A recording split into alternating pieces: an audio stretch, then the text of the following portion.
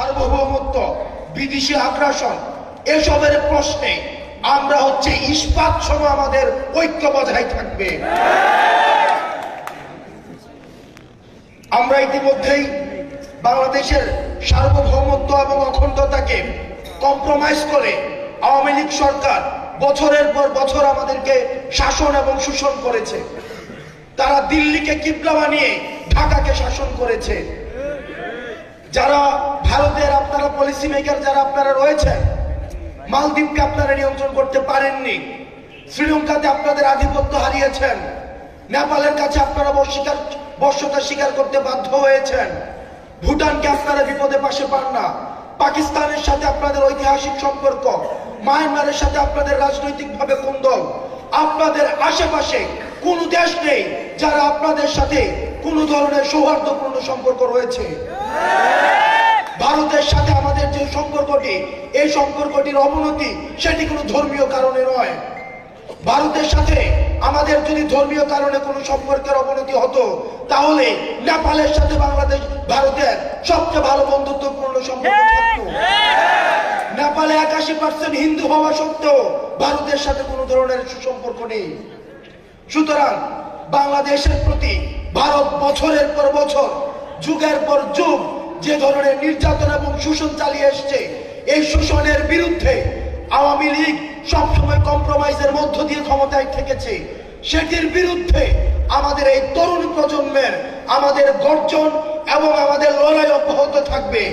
আর কখনোই কোনোদিনও আমাদের জীবন থাকতে সাদিদের রক্ত যতদিন আমাদের মনে আছে, ওয়াসিমের রক্ত আমাদের যতদিন মনে আছে, মুগ্ধ এবং সাইদের রক্ত আমাদের যতদিন মনে আছে, ততদিন পর্যন্ত ভারত এই বাংলাদেশে আর কোনোভাবে আধিপত্য বিস্তার করতে পারবে না। ভারতের সাথে চোখে চোখ রেখে আমাদের কথা হবে, সম্পর্ক হবে ন্যায্যতার ভিত্তিতে। প্রিয় সহযোদ্ধা, 5 আগস্ট ছিল আমাদের প্রাথমিক বিজয়, কিন্তু আমাদের যে সামনের যে রাস্তা, সেই সামনের রাস্তা আরো বেশি কণ্টকাকীর্ণ। আমাদের এই কণ্টকাকীর্ণ রাস্তাকে অতিক্রম করার জন্য আমাদের ঐক্যবদ্ধ থাকতে হবে। আমাদেরকে দেশি বিদেশি ষড়যন্ত্র অব্যাহত রয়েছে, আমাদের নিজেদের মধ্যে ক্ষমতা কাঠামো নিয়ে দ্বন্দ্ব রয়েছে। ভবিষ্যতে কে ক্ষমতায় যাবে সেগুলো নিয়ে আমাদের নিজেদের মধ্যে অনেক প্রিন্সিপালসগত মত পার্থক্য রয়েছে। আমরা সবাইকে অনুরোধ জানাবো, আমাদের মত পার্থক্য আমাদের এটি যেন পরমত সহিষ্ণুতার মধ্যেই থাকে। এই পরমত সহিষ্ণুতা কখনোই যেন আওয়ামী লীগের মতো আগ্রাসী মনোভাবে পরিণত না হয়। আমাদের পরমত সহিষ্ণুতা থাকবে, মত পার্থক্য থাকবে, দ্বিমত প্রকাশ থাকবে, তবে সেটা হবে রাজনৈতিক, সেটা হচ্ছে সৌন্দর্যের কালচারের মধ্য দিয়ে। সেটা যেন আর কখনোই আওয়ামী লীগের মতো দমন পীড়ন, গুম খুন হত্যার রাজনীতির মধ্য দিয়ে আর কখনোই কনভার্ট না হয়। এবং সেটির যে দায়ভার, এই দায়ভার এই মঞ্চে যারা রয়েছে তাদের এবং আমাদের সামনে যারা রয়েছে আপনাদের। আমাদের ঐক্যর ডাক, আমাদের যে আহ্বান, আমাদের যে লড়াই, আমাদের যে সংগ্রাম, এই সংগ্রাম অব্যাহত থাকবে। আপনারা ভালো থাকবেন, সুস্থ থাকবেন। আমাদের যে 24 পরবর্তী আমাদের যে স্বপ্নের বাংলাদেশ আমরা দেখছি, এই বিনির্মাণে আমরা সবাই একসাথে এই বাংলাদেশ গড়ব। আসসালামু আলাইকুম ওয়া রাহমাতুল্লাহ।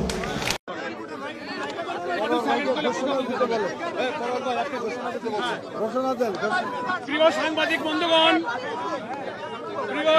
বন্ধুগণ, আসসালামু আলাইকুম। মাননীয় প্রধান উপদেষ্টার আহ্বানে জাতীয় নেতৃবৃন্দের সঙ্গে দেশে বিরাজমান রাজনৈতিক পরিস্থিতির উপরে গুরুত্বপূর্ণ মত বিনিময় অনুষ্ঠিত হয়েছে। অত্যন্ত সুন্দর সফলভাবে এই মত বিনিময় শেষে এখন সাংবাদিক বন্ধুদের সামনে, গণমাধ্যমের সামনে সংক্ষিপ্তভাবে আপনাদের সামনে ব্রিফ করছেন বাংলাদেশ জামাত ইসলামীর সম্মানিত আমির ডাক্তার শফিকুর রহমান। মেহরবানি করে আপনারা একটু নীরব থাকবেন, ব্রিফিংটা যাতে সুন্দর পরিবেশে হতে পারে। এখন সাংবাদিক বন্ধুদের সামনে আজকের মত বিনিময় সভার উপরে ব্রিফ করছেন বাংলাদেশ জামাত ইসলামীর সম্মানিত আমির ডাক্তার শফিকুর রহমান। আসসালামু আলাইকুম ওয়া রাহমাতুল্লাহ। আপনাদের সবাইকে আজকের এই ব্রিফিংকে স্বাগত জানিয়ে আমি সংক্ষেপে দুটি কথা বলতে চাই। আপনারা কালকে সকল গণমাধ্যম এই সংবাদ পরিবেশন করেছিলেন যে মাননীয় প্রধান উপদেষ্টা আজকে সমস্ত দলের জাতীয় নেতৃবৃন্দকে এখানে আহ্বান জানিয়েছিলেন। আমরা সেখানে এসেছিলাম। দল মত আমাদের ভিন্ন, আদর্শ আমাদের ভিন্ন, পথ আমাদের এক। পথটা হচ্ছে বাংলাদেশকে রক্ষা করতে হবে। এই সব কিছুর ঊর্ধ্বে উঠে দেশ আমাদের সবার, শুধু রাজনৈতিক দল না, আমাদের সকলের, জনগণের একটা বিশেষ অংশ আপনারাও, এবং আপনাদের ভূমিকাও কিন্তু গত আন্দোলনে কারো কারো না থাকতে পারে, কিন্তু নির্বিশেষে অনেক সহায়ক ছিল।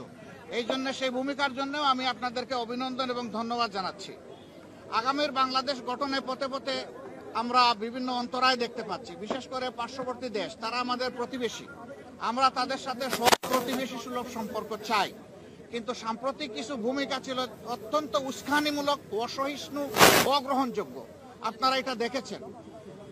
মিথ্যা তথ্যের উপর নির্ভর করে বাংলাদেশকে কলুষিত করার জন্য, এই সরকার এবং জনগণকে ব্যর্থ করার জন্য তারা দুনিয়ার বিভিন্ন জায়গায় অপপ্রয়াস চালাচ্ছেন এবং অপপ্রচার চালাচ্ছেন। আমরা এগুলার নিন্দা জানিয়েছি সকলে সম্মিলিতভাবে। আমরা একটা জায়গায় সবাই আমরা একমত হয়েছি যে আমাদের স্বাধীনতা সার্বভৌমত্বের ব্যাপারে কোনো ছাড় নয়। এখানে আমরা সিমেন্টেড থাকবো, যেমন অতীতে ছিলাম, যেমন সম্প্রতি 5 আগস্টে এই 24 সালে আমরা ছিলাম, এইটাই আমাদের অব্যাহত থাকবে। এখানে পরামর্শ এসেছে রাজনৈতিক শীর্ষ নেতৃবৃন্দের সাথে, যেমন মত বিনিময় হয়েছে, ছাত্র সংগঠনগুলোর সাথে হবে, বিভিন্ন ধর্মীয় সম্প্রদায়ের সাথে হবে, আপনাদের সাথে হবে। আমরা সেই প্রস্তাব রেখে এসেছি এবং আমরা আশা করছি আপনাদের সাথেও মত বিনিময় হবে।